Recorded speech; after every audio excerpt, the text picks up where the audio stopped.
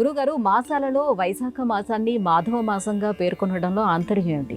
సాధారణంగా పరమాత్మ కాలస్వరూపుడు అన్నారు. పరమాత్మే స్వయంగా తాను కాలస్వరూపుడు అని చెప్పారు. కాలోస్మి అని స్వామి భగవద్గీతలో కూడా చెప్పిన మాట ఉంది. పరమాత్మే కాలస్వరూపంగా అవతరించి ఆయా కాలాల్లో ఋతువులుగా, మాసాలుగా, పక్షాలుగా, రోజులుగా పరమాత్మ విభజించారు. అందులో వసంత ఋతువు 6 ఋతువులు 12 మాసాలు మనకి చెప్పబడ్డాయి. ఈ వసంత ఋతువులో 2 మాసాలు ఉన్నాయి. మొదటి మాసం చైత్రము, రెండవది వైశాఖ మాసం. చైత్రమాసాన్ని మధుమాసము అంటారు, వైశాఖ మాసాన్ని మాధవ మాసము అంటారు. ఇంకా స్పష్టంగా చెప్పాలంటే కాలగణనలో విశాఖ నక్షత్రం పౌర్ణమి నాడు వచ్చేటువంటి మాసాన్ని వైశాఖ మాసంగా చెప్పబడింది. ఈ వైశాఖ మాసంలో ప్రత్యేకంగా చెప్పబడేది ఏంటంటే ఇది జయంతి మాసం అని కూడా ప్రసిద్ధి. ఈ మాసంలో వచ్చిన జయంతులు మనకి ఏ మాసంలో కూడా రావు. ప్రారంభిస్తే అక్షతృతీయ ఒక పెద్ద జయంతిగా చేస్తాం మనం. ఆ తర్వాత శంకర జయంతిని చేస్తాం, శంకర భగవత్పాదుల వారి యొక్క జయంతి చేస్తాం.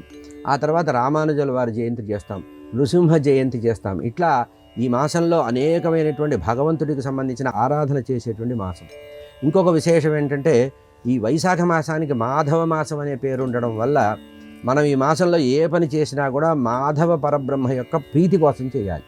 అంటే ఏ దానం చేసినా, ఏ పూజ చేసినా, ఏ అనుష్ఠానం చేసినా, ఏ వ్రతం చేసినా, ఏం చేసినా కూడా మాధవ ప్రీతిగా. అంటే విష్ణుమూర్తికి ఉండేటువంటి నామాలలో మాధవుడు అనేటువంటి పేరు కూడా ఉంది. మాధవుడు అనే దానికి అర్థం ఏంటంటే లక్ష్మీదేవి యొక్క భర్త అని. మా అంటే లక్ష్మి, లక్ష్మీపతి అయినటువంటి శ్రీయపతి అయినటువంటి విష్ణుమూర్తి యొక్క పరిపూర్ణ అనుగ్రహం పొందడానికి ఈ మాసంలో మాధవ మాస ఆచరణని చేస్తారు, మాధవ మాస వ్రతం అని చేస్తారు. మనకి సంవత్సరం మొత్తంలో ఉండేటువంటి మాసాలలో చైత్రమాసంలో రామచంద్రమూర్తిని అర్చిస్తే వైశాఖ మాసంలో మాధవమూర్తిగా విష్ణుమూర్తిని అర్చిస్తాం. ఇట్లా ఈ మాసంలో మొత్తం కూడా మాధవ మాస ప్రీతి కోసం దానాలు చేయడం, వ్రతాలు చేయడం, ఉపవాసాలు చేయడం, అనుష్ఠానాలు చేయడం అనేది ప్రధానంగా చెప్పబడింది. ఏ పని చేసినా కూడా సంకల్పం చేయాలి. ఉదాహరణకి కార్తీక మాసంలో మనం ఏ పని చేసినా దామోదర ప్రీతి అని ప్రార్థిస్తాం. అట్లాగే చైత్రమాసంలో అంతా కూడా లలితాదేవి కానీ రామచంద్రమూర్తి ప్రీతి కానీ చేస్తాం. వైశాఖ మాసానికి వచ్చేటప్పుడు కేవలం మాధవమూర్తిగా, పరమాత్మని లక్ష్మీపతిగా, శ్రీయపతిగా, ఐశ్వర్యకారకుడిగా మనకి కార్యసిద్ధి కలగడానికి కానీ, కార్యజయం కలగడానికి కానీ మాధవ మాసంలో మనం దానాలు చేయాలనేటువంటి విషయం కూడా చెప్పబడ్డారు. కనుక వైశాఖ మాసం మాసాలలో చాలా విశేషమైనది. ప్రత్యేకంగా స్కాంద పురాణంలో వైశాఖ మాస మాహాత్యం అనే చెప్పారు. ఈ మాసం మొత్తానికి కూడా మాహాత్యం చెప్తూ ఏ రోజు ఏం చెయ్యాలని 30 రోజులకి ఒక్కొక్క రోజు ఒక్కొక్క రకమైన దానం చేయమన్నారు. ఇంకోటి ఏంటంటే మనకి ఇది గ్రీష్మ తాపం కలిగేటువంటి సందర్భం. ఋతువు గ్రీష్మం కాదు కానీ తాపము ప్రకృతి పరంగా గ్రీష్మ తాపం వస్తుంది కనుక దాహార్తితో జీవులందరూ బాధపడుతూ ఉంటారు కనుక జీవులందరినీ తృప్తిపరచడానికి జలదానం చేయమన్నారు. ఈ ఎండ యొక్క తాపాన్ని తగ్గించుకోవడానికి పాదరక్షలు దానం చేయమన్నారు. ఛత్రము అంటే గొడుగుని దానం చేయమన్నారు.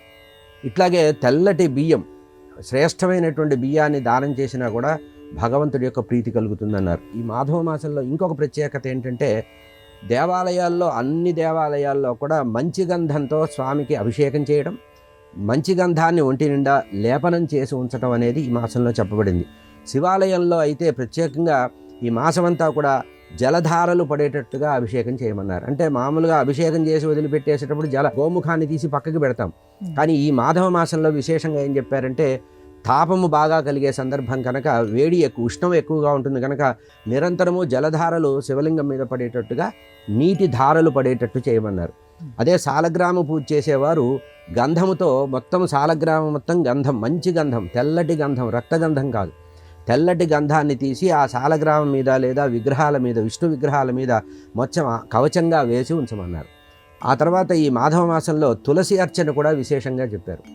గంధంతో అర్చించడం, అభిషేకం చేయడం, ఆ తర్వాత తులసి అర్చన చేయడం అనేది మాధవ మాసం చాలా విశేషంగా చెప్పారు.